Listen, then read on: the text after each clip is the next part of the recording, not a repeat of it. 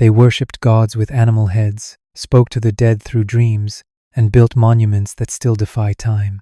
But beneath the gold masks and lotus crowns of ancient Egypt lived rituals that few dare to speak of, rituals soaked in blood, silence, and sex. In a land where the Nile was life, and the pharaoh was both man and god, the human body was not just flesh, it was offering, it was power. And in the shadows of temples and tombs, some of the most disturbing sexual rites in human history were carried out in the name of divinity. When a pharaoh died, the land was said to hold its breath, the air turned still, the Nile slowed, and the living waited for the king's passage into the afterlife. But this journey was not only spiritual, it was deeply physical. Flesh demanded flesh. According to ancient funerary texts and early Greco-Roman accounts, the body of the dead king could not enter eternity untouched. His virility, his sacred seed, had to be awakened one final time. This is where the ritual of necrophilic consummation begins, spoken of only in veiled phrases, hinted at in the Book of the Dead, and referenced in horror by Herodotus. Certain women, often priestesses, concubines, or slaves, were chosen to prepare the king for his rebirth. They were not mourners, but instruments. Their role was not to grieve, but to arouse. Cloaked in linen, painted in oils, they were led into the embalming chamber and left alone with the corpse. It was believed that the union of living flesh with royal death would reanimate the soul, allowing the pharaoh to rise renewed in the field of reeds. But these acts, behind sealed tomb doors, did not always follow sacred script. Whispers from late dynastic periods speak of women begging not to be chosen, of bruises hidden beneath golden wrappings, of servants silenced by coin or blade. And perhaps most disturbingly, some embalmers confessed after years of burial why certain female corpses were left to rot for days before preservation.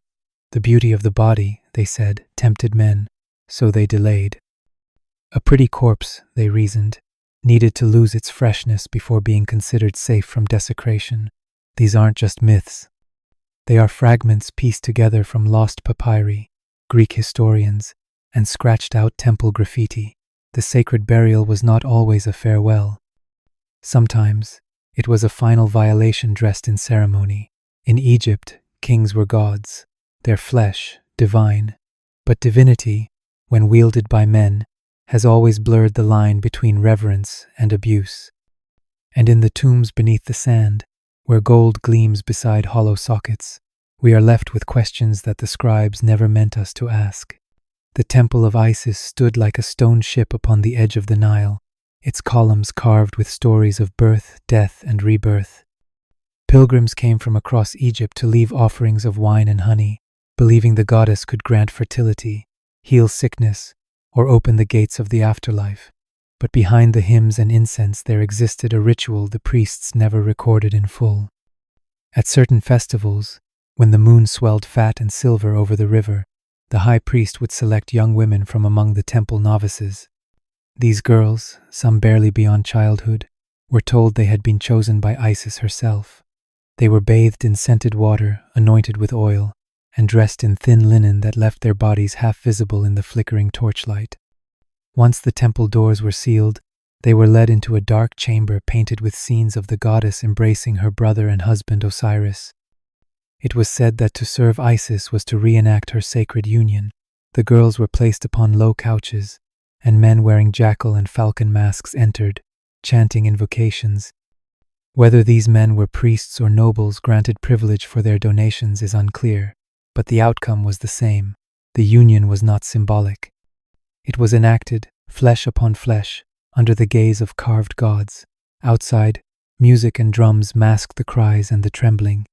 The priests declared it holy ecstasy, a merging of mortal and divine, yet those chosen did not always leave whole. Some were returned to their families silent and changed, forbidden to speak of what had transpired. Others disappeared entirely, their names cut from temple rolls as if they had never existed. Ancient graffiti scratched into a hidden corner of the temple at Philae tells of a novice who drowned herself rather than face the festival. Even Greek visitors, who were not strangers to sacred sexuality, wrote in veiled horror about the rites of Isis, hinting at ceremonies too secret to describe. Scholars today debate whether these accounts were exaggerated by outsiders or whether they capture a truth Egypt tried to bury. But the power of a ritual is not only in what it does, but in what it demands to be forgotten. Standing before the temple ruins now, the columns still sing with prayers carved 3,000 years ago, yet the sand carries no memory of the girls who once walked its halls. In the name of a goddess, their bodies became vessels, their silence became offerings, and their stories became dust. They called it a celebration, but it felt more like a purge. The festival of drunkenness was held in honor of Sekhmet, the lion-headed goddess of war and vengeance, and it began with wine enough to drown a city.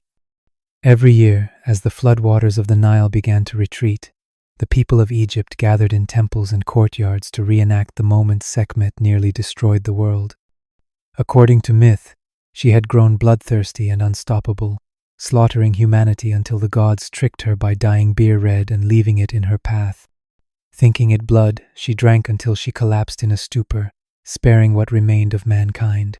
The festival was meant to honor this mercy, but mercy was not what happened. As the sun set, women of all classes were encouraged to drink, to dance, to cast off restraint. They smeared red ochre across their breasts and thighs, mimicking Sekhmet's thirst, and stumbled into temple grounds where music pounded like a heartbeat. By midnight, the rituals had turned wild. Public sex was not just allowed, it was expected. Women climbed atop altars, men followed them into fields and shrines. The priesthood called it divine ecstasy, a necessary chaos to reawaken fertility and pleasure. But beneath the laughter were screams too muffled by wine to be noticed. What began in celebration often descended into assault. Some women were taken while unconscious, others while too dazed to say no. In the sacred garden of the Temple of Mut, archaeologists found votive statues nude, broken, and buried hurriedly, as if to hide them. In private letters written in demotic script, one scribe warns his daughter to flee to her aunt's village before the festival, so your body is not mistaken for offering. These were not just peasants and drunkards. Even nobles participated, veiled behind masks and anonymity. A single night of divine madness, they believed, could cleanse the soul and satisfy the gods. The priests claimed Sekhmet's rage had to be matched before it could be tamed. So, the people drank, moaned, cried, and collapsed, littering the ground like offerings made of flesh. By morning, many had no memory of what had been done to them or by them. Those who bore children from the night were told they were blessed by Sekhmet, chosen to birth her next vessel. But some mothers wept when no one was looking, for they could not say who had touched them, only that the gods had watched. Today, historians argue over how literal these rites were, how much was symbolic. But in the dust of shattered beer jugs and broken statues, the line between ritual and violation grows hard to defend. The gods were thirsty, and Egypt poured out its daughters to quench them. The throne of Egypt was not passed through strength or conquest alone, it was passed through blood, divine blood. The gods had married their sisters, so the pharaohs did the same. In the eyes of the priests, this was sacred imitation, a reenactment of the union between Isis and Osiris. But in truth, it was a system that trapped royal women in a gilded cage of incest, power, and silence. Daughters were born knowing they might one day be wives. Sisters were told their wombs were temples for the next god-king. From the outside, it looked like duty. In reality, it often looked like fear. Princesses were married as early as 12, placed beside brothers they barely knew, sometimes fathers they had once clung to for protection. They were praised for their purity, but that purity was only valuable if it could be consumed by their own bloodline. The union of siblings was celebrated on temple walls with lotus and gold, yet no chisel carved the faces of those who resisted, and many did. One royal midwife's fragmented scroll, found near Thebes, tells of a young queen who tried to flee the palace during her first bleeding, screaming that she did not want the god-brother to touch her. The text cuts off, burned at the edge, but the story lingers. Some queens bore children who would never walk. Others delivered stillborns with twisted limbs, yet the priests called them chosen by the gods. Incest, they said, was the path to purity, but the blood grew thick, and the line between divinity and deformity blurred. The tomb of Tutankhamun, so famous for its gold, held the mummified remains of two infant daughters, both unnamed, both deeply malformed. His wife, his half-sister. The dynasty had no other heirs, and still the cycle continued. Royal women were not just vessels, they were barriers. They kept outsiders from touching the throne, but they also kept the rot sealed inside. Some queens rose to power in their own right, Hatshepsut, Nefertiti, but even they could not rewrite the laws of lineage. Their bodies remained public property wrapped in silk. Their blood was chained to a myth that made their pain sacred and their silence divine. To speak against it was to speak against the gods. So they did not speak. They birthed. They bled, and they disappeared into stone walls and crumbling tombs, where their titles were remembered but their voices were not.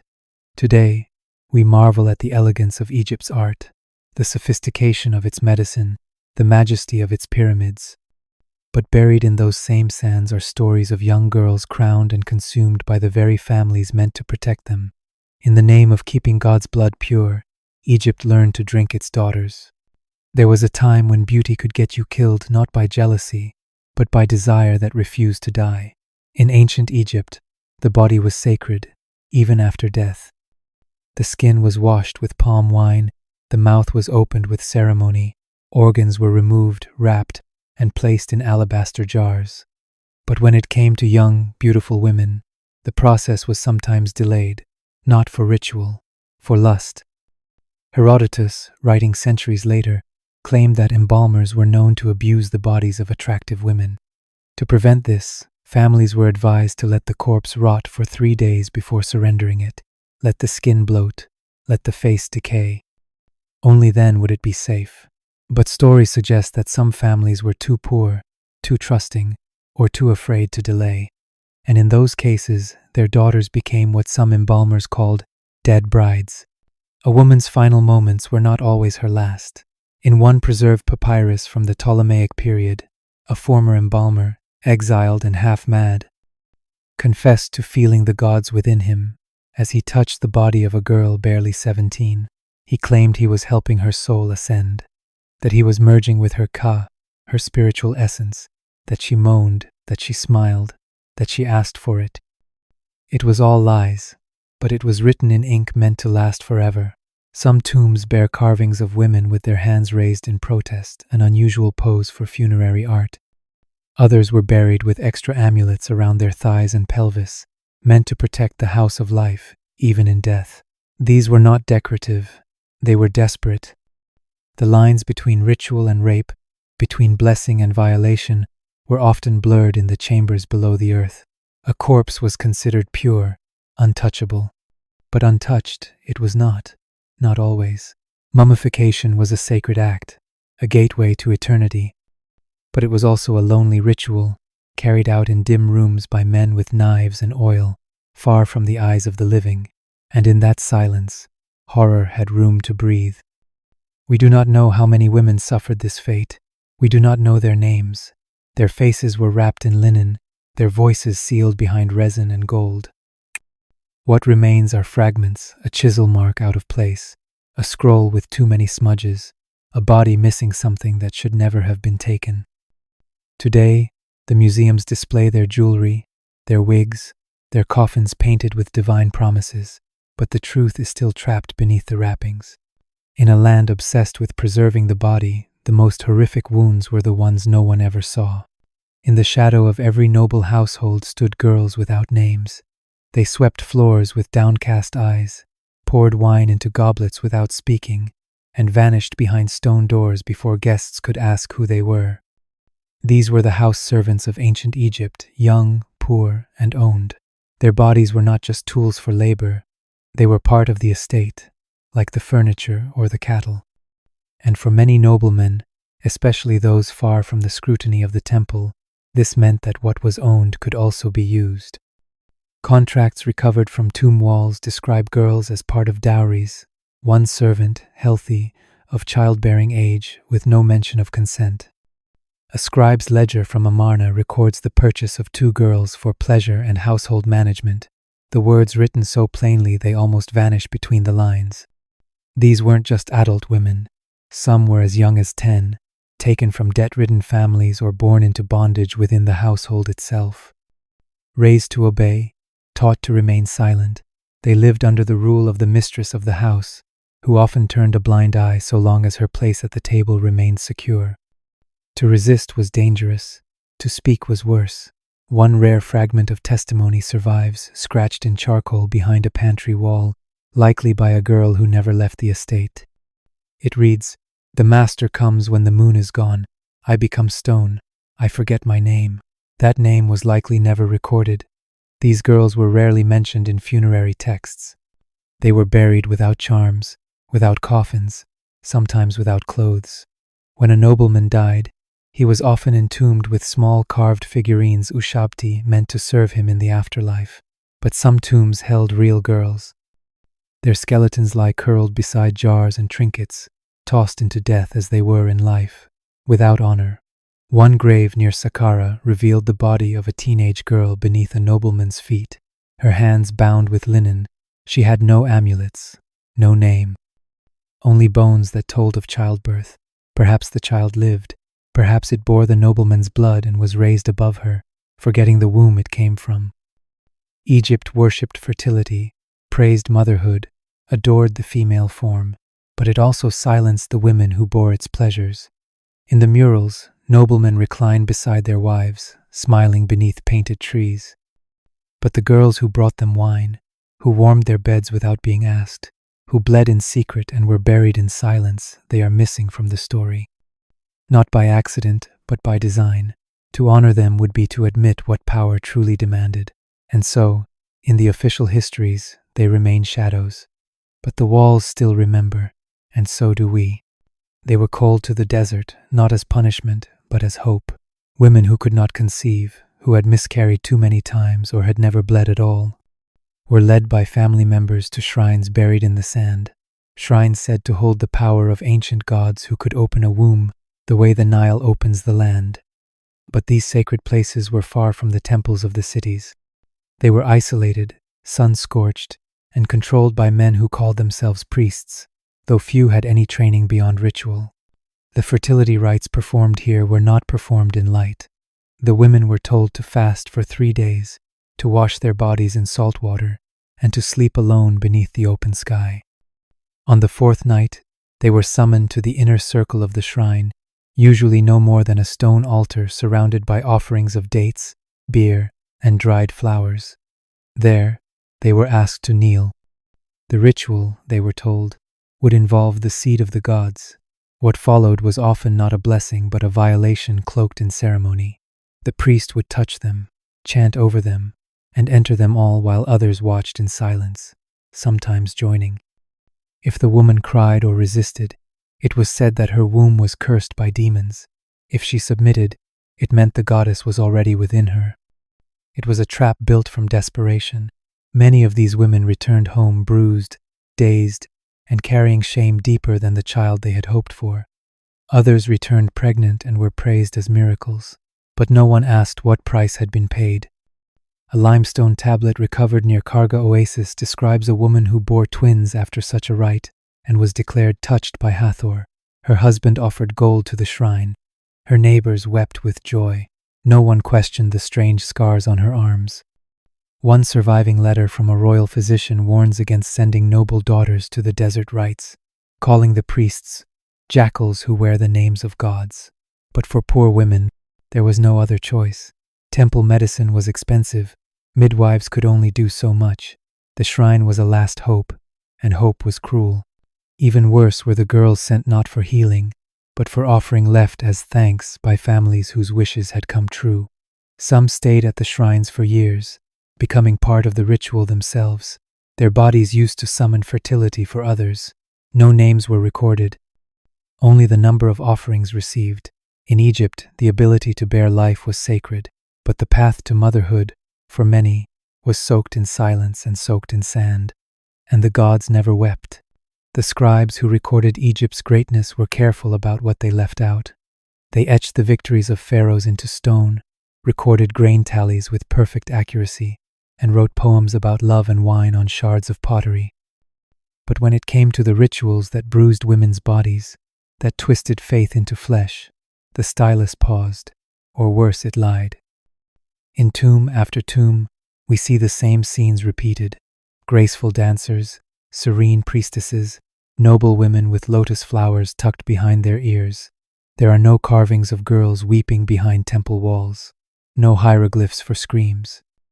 The disturbing sexual rituals that haunted Egypt's most sacred spaces live only in the gaps between half-burnt scrolls, in Greek whispers, in the rare graffiti etched by someone who could not stay silent.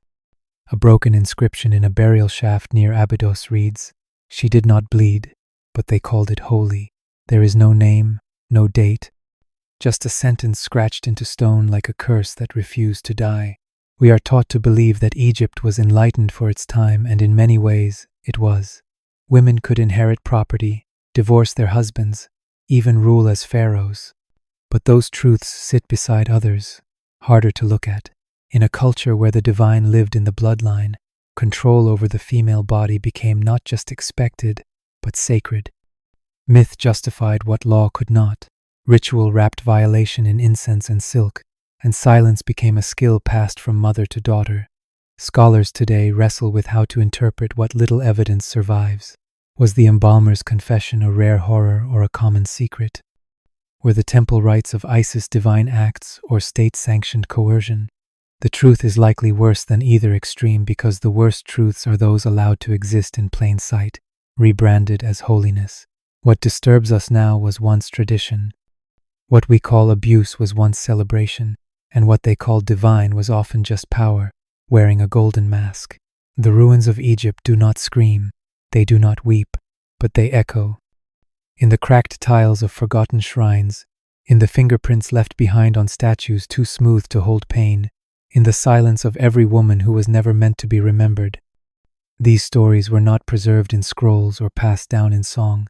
They were buried beneath perfume jars and alabaster, but history has a way of leaking through the seams. The gods may have demanded silence, but stone forgets slower than men. And now, as we read what little survives, we are left with the question the scribes never asked. How many women were buried not just beneath earth, but beneath myth? And how many more still wait to be heard? If these stories unsettled you, remember there are more. Subscribe to Forgotten Stories Ancient World, and join us as we unearth the truths history tried to bury.